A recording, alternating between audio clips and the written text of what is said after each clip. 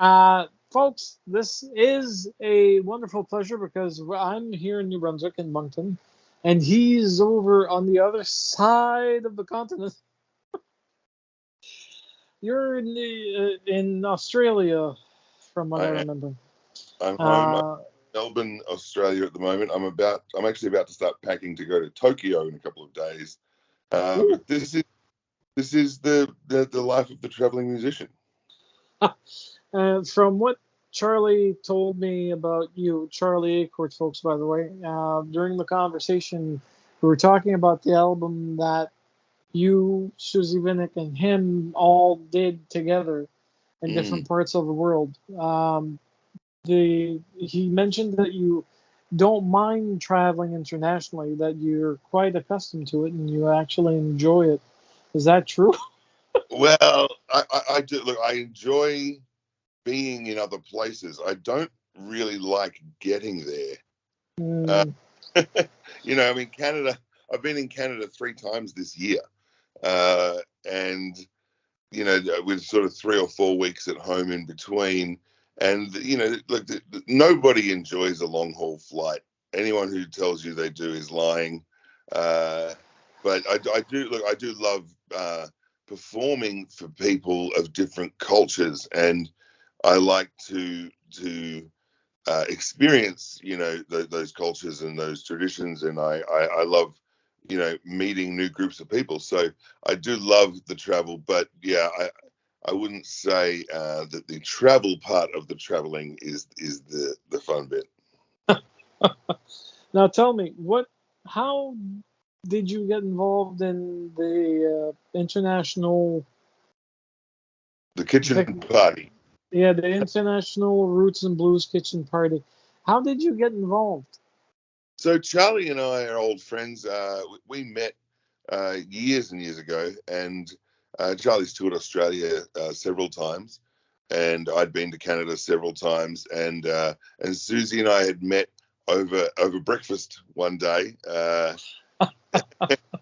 and we became friendly, and I did a tour with Susie in earlier this year as well, and then Charlie joined us. I guess the kitchen party idea really, came about, via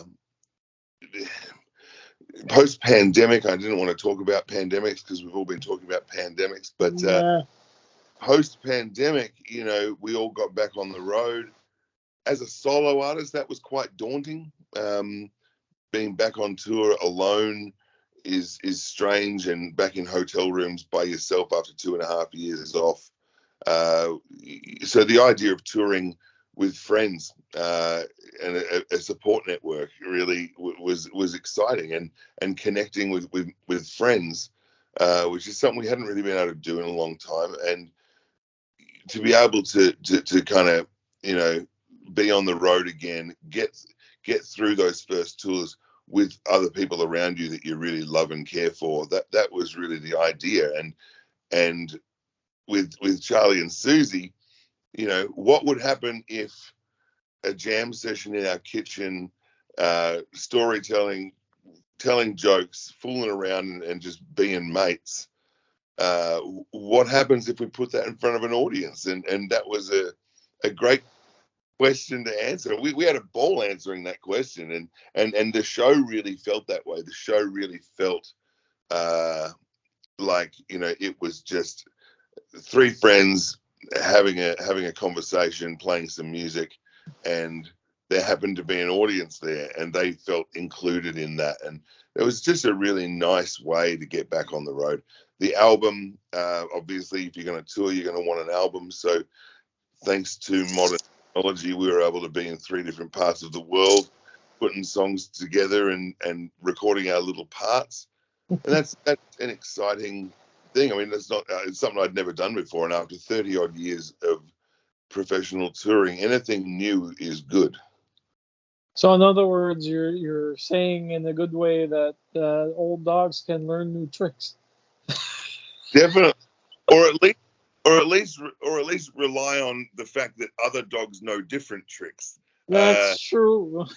When I put a song forward, and I'll put a song forward, and then it'll come back to me with Charlie and Susie's parts on it, and I'd never dreamed of the parts that they would have put on it. They've just got a different thought process and a different musical mind. So to have my songs sound like partly a Charlie Acorn tune or partly a Susie Vinnick song was really exciting, because we kind of had no instructions. It's just here's my part, even here's me playing my part on my song. Have fun, and they come back with these beautiful harmonies and fantastic guitar lines and bass lines, and that's a really cool way. It's like a paint by numbers for musicians. Everyone kind of does their own little bit, and it comes out as a completely different work of art than what you thought it might in the first place. Yeah, now that said, the fact of me interviewing you right now is because you came out with a brand new album, brand Yes. spanking new, Baker's Dozen. Yeah. Amazing from start to finish. Thank you. It's the one particular tune that I remember was it's not on the tip of my tongue. It's at the end of my fingers. Betcha Bottom Dollar is one of them. Yeah. And then there's others that were. There's one that's almost like jazz style towards the end of the album, but the whole thing was incredible. So when did you start working on making this album? So the album was recorded in December. The idea being that, my partner Lisa, who plays the trombone on the album, she joined Tim and myself. Tim and I had been touring together for 15 years in Australia. My drummer, he's an incredible musician, and Lisa joined the fold in 2021 permanently to sort of join the tour, and so a lot of my songs started to take different shapes. These songs on Bakehouse Dozen had been recorded previously on studio albums, and the idea was, well, the world has changed, we've changed, these songs have changed. Lisa was bringing songs into rehearsal that were, album tracks that had never been performed before, things we were unable to perform live because there was too many layers, and the guitar company I worked with in Australia had also produced a new guitar, which was a hybrid instrument that can switch from electric guitar to acoustic guitar and back effortlessly with the flick of a switch. And it's all the rage here in Australia at the moment, those instruments. And so all of a sudden we were able to do things that we couldn't do live before. So the idea was to go into a studio. We went to Bakehouse, which is a really famous Australian studio. It's really part of the Melbourne music landscape, and set our gear up in one room, brought our engineer and hit record. And a couple of hours later, we came out with that album. And, it was just a really great way to record, because I'm a much better performer than I am recording artist. And we wanted to capture the energy of the live show, but without the drama of having to have a live show. So it's kind of live in a controlled environment, no overdubs. Everything was one take. And it feels incredible. Wow. Just like playing a festival set, but in a room with nobody there. And we'd all grown up playing in rooms with nobody there, so it wasn't that hard. So the whole album was done in one shot. One take. No, just one take, and then the mixing, the mastering, and the printing, and then ta-da! Yeah, there available on all streams. Yeah, that's right. And the no overdubs part was really an important thing for me, because I was able, with that new guitar, to loop parts of the acoustic and then play the electric guitar over the top without having to stop, without having to overdub anything. And so that was it was a showcase of the instrument. It was a showcase of this new trio sound that I'm really enjoying touring across Australia at the moment. And it was just a way of, I guess, some songs, as they change, you want a record of those songs shifting. It's probably a way to say goodbye to some of those songs as well. Some of the tracks on there we're performing for the final time on the Australian tour. Because I've noticed that there's a few. I went back in time on Spotify in regards to your discography, and there's some of the. I started going, wait a minute, this one's on Baker's Dozen, and I noticed, well, it's different. It's actually more well fermented, well baked. Well, you can use all the nomenclatures you want for the particular definition of what you did to the songs, but they really feel full bodied in Baker's Dozen. I think, I guess that what happens is, you quite often write songs, record the album, and then you tour. I've never had the luxury of touring a song for 12 months before recording them. And so I usually have an 8-week gap where I've got to write and record an album. And so the songs are not particularly familiar to me when recording. And then on the tour, they start to take more shape. And so the live version always ends up quite different to the recorded version. Much more high energy, because I do love to perform. And I don't particularly like recording. I think recordings are like, it's like paying taxes. It's kind of one of these things I have to do. I have to do this to have my career, but it wouldn't be my chosen thing to spend time on. I don't have studio gear at home. I don't really know the process that well. I even though I've done a dozen albums, I tend to leave that up to the engineers. I guess that these songs, because we've been able to tour them for 12 months, because we've been able to perform them and really, get them to the place where they're exciting and I can, really connect with them, that's what's shining through on this album. And we're getting, certainly in Australia, where those songs were already reasonably well known and the fans really knew them. The tour is surprising people. The new versions are blowing people away, and the theatrics of the show has sort of combined with the nostalgia of those tracks to have a really unique tour. We're getting our best response, the best response I've ever had in Australia from this album. So with the album you're touring, you're going to another country actually in the next 24 to 48 hours. How well are you making it possible to survive when you do these tours? I'd be boiling myself to death by having to go to and fro to the different countries and venues. People often say, how do you maintain that kind of tour schedule? And my answer is always a complete lack of concern for my own health and safety. But the truth is that, I've become really used to it. I've been on the road since I was 11 years old. I've been touring, and so, the Australian touring as a young man really set me up for it. Much like Canada, long distances, a lot of time in the car, a lot of time to think, which is the most dangerous thing on the road, other than the kangaroos. And I guess I've become quite used to it.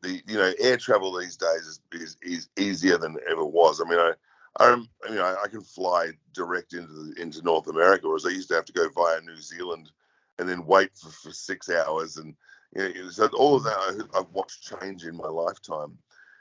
I guess the reality is that I love entertaining to a point that I'm willing to go through that, and I really do get fed by an audience. I really feel that energy. I really feel that. I love to perform. An audience smiling, an audience cheering, an audience laughing. It's like it's pure energy to me, and it seems to keep me going. Even when my body starts giving up, that part is still very much intact. And there's only so many people in Australia and so many cities. You've got to be able to move around and play in different places. Yeah. I also acknowledged early on in life that music is a currency accepted everywhere, and a guitar is a passport accepted everywhere. And that has allowed me to see much of the world, which I'm very thankful for. Now, with travel for the musician, I've heard various tales from various artists about some of the nightmares that they had with their musical instruments. Mm. One of which is the guitar. The guitar is such a beautiful instrument, but the only problem is that you end up worrying about your guitar if you're checking in baggage to actually pay for an extra seat for the guitar. Look, you're allowed to do that. I won't. I won't do that out of purely out of protest. But I've always checked my guitar under. I've so far. Like you saw me just a moment ago, just knocking on wood. I'm assuming that's actual wood. I've not. I'm going to hope so. I think it is. I've not really had a problem. I did get a crack in my guitar when I was in Canada in February. Oh no. But that was actually my fault. You know, I mean, it came off a really cold flight, and I opened it immediately. And you're supposed to let it warm up on its own. That was me. I've actually given talks about not doing that to guitars.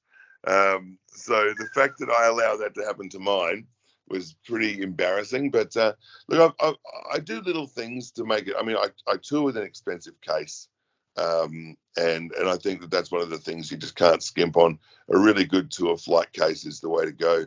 And you know, I tour with a guitar that's entirely made out of blackwood, which is a particularly stiff, particularly strong timber that is better on the road because I know it's going to have to do a lot of travel. And you know, luckily for me, I'm endorsed by a company that's available in 32 countries, and I can usually find one if something does go wrong. However, there are very few in Canada, and I've always joked that if anything ever goes wrong with my guitar, it's going to be while I'm 18,000 kilometers from the factory, because I live of course minutes from the factory. It'll happen when I'm in Canada, in regional Canada, and nobody will have ever heard of this guitar brand before. That's when something's going to go wrong. So I can make sure. But I don't want to travel with a spare guitar, and I don't. So I guess, you know, so far I've been very lucky, and luckily, and I guess that the last line of defense is that there's not much that can go wrong with it that I can't fix myself. Well, there's that. What's the name of the company? Cole Clark Guitars. So Cole Clark are a major Australian brand, and I've been really lucky to be their they say research and design advisor, which is a company guinea pig. They've testing their guitars on me since they started 22 years ago, and you know, there's about 60,000 guitars out there now that were built, you know, kind of in part because of my playing style, designed on my playing style, and I've got signature model guitars with the company, and it's one of the great joys of my life that I get to have a hand in this amazing Australian company that employs Australian makers to build world-class instruments, and that, you know, I get to go on stage with the confidence of a guitar that was built to do exactly what I do. Nice. Now, with the album done, you're touring it right now. You're probably, I'm not sure if you're playing any other songs such as the ones that you did on the international album with Charlie and Susie. Yeah, we've done a couple of those on this tour, which is a lot of fun. Oh, nice. The one that I actually enjoyed most from that album was Dancing at the Dirty O. Dirty O. It starts off the album magnificently, and yours, it's as soon as you hit the second track that you're going, oh my God, this guy, he's serious. He likes to give joy and thrills to people by musically inclining himself and singing. The singing is what brings this album together. Your voice really gives it a nice gift wrap, if you will. It's just, you sit back and you relax and you're imagining, who could this guy look like if I ever met him? Well, now we don't have to worry about that because we see you right now. Like a hobo. Looks like a hobo. A hobo. No. During your touring, you've got some weeks off here and there, days off here and there. Do you have a hobby that you actually do whenever you're on downtime and not playing around with your guitar or playing around on the song item? I am somewhat obsessed with with retro movie memorabilia. Back to the Future, Ghostbusters, and Big Trouble in Little China, things like that. So fans actually often bring me little gifts. I got a Lopan action figure the other day, and just people bring me DeLoreans quite often at gigs and things like that. But look, my real hobby actually is that, I mean, Lisa and I have 5 kids between us, so whatever their hobbies are, that tends to become our hobbies. Which, if you ask them, they would say that our hobbies are driving them to sporting events, but it's not. Okay. My real hobby is that I'm actually really passionate about the idea that everybody deserves an opportunity to play music. So I collect musical instruments that are from, hard rubbish, is what we call it over here, when people leave things out on the street for the council to collect, and through donations that people bring me broken instruments that I repair and deliver to local schools. Schools here are very, very poorly funded when it comes to their music departments, and so quite often they don't have enough instruments for every student. They don't have strings. They don't have, they've got broken keyboards. So I tend to spend a lot of my time on that project, along with a project called the All Stars Choir, which is basically a jam session for people with intellectual and physical disabilities that I run weekly, and they come along and hit things and play things, and we sing Country Roads Take Me Home, and Sweet Caroline, and everybody dances about and has a lot of fun. That's actually my favorite hour of the entire week, because it's the only time I get to make music with friends who don't want something from me, and there's no bottom line, there's no ticketing outlet to check up on. It's just the pure joy of making music. So even my hobbies tend to be based around music, or at least offering people the opportunity that I had. Music was always a part of, really, I had easy access to music, and I think everybody should have that. Canada's really good with that. I've visited a few different schools in Canada, and their music departments are always much better funded than ours, and music has really taken on an important form within the arts. I think Australia could learn a lot from that. Yeah, when I was growing up, music was available in my primary school. That's where I started learning how to sing, played the flute, and I learned piano, and then decided to go into playing an organ after learning 1 year of basics to read my notes, do chords. And then I drifted from that to an organ, two stage, and the bass pedals. But you're right. Right now, they have, in most high schools, they will have an actual music program. And unfortunately, it's one of the first things to go when they're trying to trim a budget. But they'll try to maintain it as long as possible, even if it means that they're not going to invest into new musical instruments or brand new ones to replace broken ones. But in my high school, I didn't have that. That wasn't part of the curriculum. They started maybe 6 years after I had graduated. So I'm quite glad that you're part of the music scene when it comes to actually engrossing the image and imprint of music, be it singing, be it playing, be it songwriting.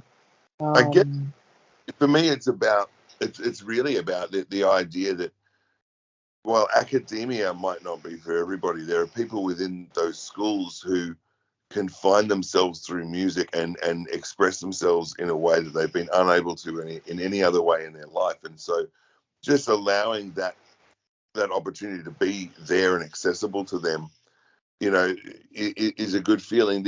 I've always said that the ultimate goal in music is to have a link in the chain of its evolution, and whether that's through making hit records or designing guitars or helping some young kids play music, that's how you get that link in the chain. I'm not fussed as to how. I just want to know that I've done my part to help music grow. Now, the, the interview is almost over. The last question I have is Oh, one I've been asking to everyone. okay. It's what's your favorite dish? My favorite dish. Yes. So I am partial to roast lamb with vegetables and mint jelly. That if that's on a menu, I will select it every time. In fact, I like to go to the local RSL, which I think you call the Legion. Yes. The RSL in Australia is very different to the Legion. They're actually really huge new buildings with restaurants and like a variety of restaurants in them, but that's where the older folk tend to go for their 4:30 special of roast lamb with mint jelly, and I quite often join them. So that's it. The interview's done. I thank you so much for actually taking time. For you, it's early morning. For me, it's late evening. Yes. I wish you the best of a good day, and may your travels to Tokyo be very, very quiet and uneventful. Oh, thank you very much. I really appreciate your time. You're sitting up late to do this for me. No, it's not that late. It's not even midnight yet, so I'm quite happy. Fabulous. Thanks, mate. Bye.